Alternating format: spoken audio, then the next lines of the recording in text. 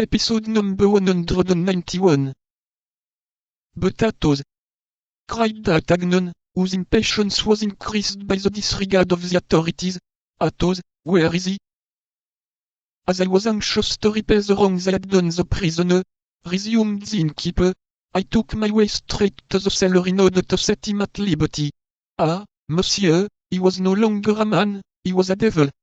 To my offer of liberty, he replied that it was nothing but a snare, and that before he came out he intended to impose his own conditions.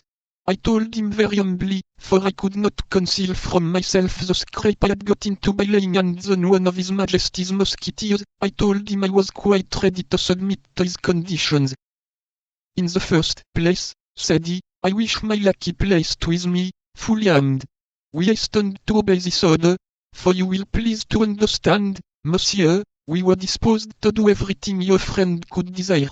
Monsieur Grimaud, he told us his name, although he does not talk much. Monsieur Grimaud, then, went down to the cellar, wounded as he was. Then his master, having admitted him, barricaded the door afresh, and ordered us to remain quietly in our own bar.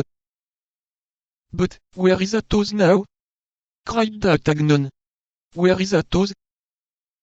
In the cellar, monsieur. What, you scoundrel! Have you kept him in the cellar all this time? Merciful heaven! No, monsieur. We keep him in the cellar. You do not know what is about in the cellar. Ah! If you could but persuade him to come out, monsieur, I should owe you the gratitude of my whole life. I should adore you as my patron saint. Then he's there. I shall find him there. Without doubt you will, monsieur. He persists in remaining there. We every day pass through the wholesome bread at the end of the fork, and some meat when he asks for it. But alas! It is not of bread and meat of which he makes the greatest consumption. I once endeavored to go down with 2 of my servants, but he flew into terrible rage. I heard the noise he made in loading his pistols, and his servant in loading his musketoon.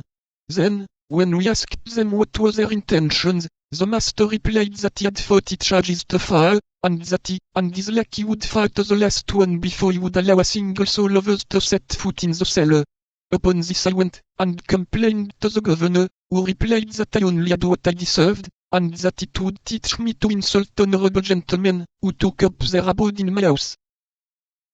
So that, since that time, replied D'Artagnan, totally unable to refrain from laughing at the pitiable face of the host. So from that time, monsieur, continued the latter, we have led the most miserable life imaginable, for you must know, monsieur, that all our provisions are in the cellar. There is a wine in bottles, and a wine in casks, the beer, the oil, and the spices, the bacon, and sausages. And as we are prevented from going down there, we are forced to refuse food and drink to the travelers who come to the house, so that our hostelry is daily going to ruin. If your friend remains another week in my cellar I shall be a ruined man. And not more than justice, either, you ass. Could you not perceive by our appearance that we were people of quality, and not coiners, say,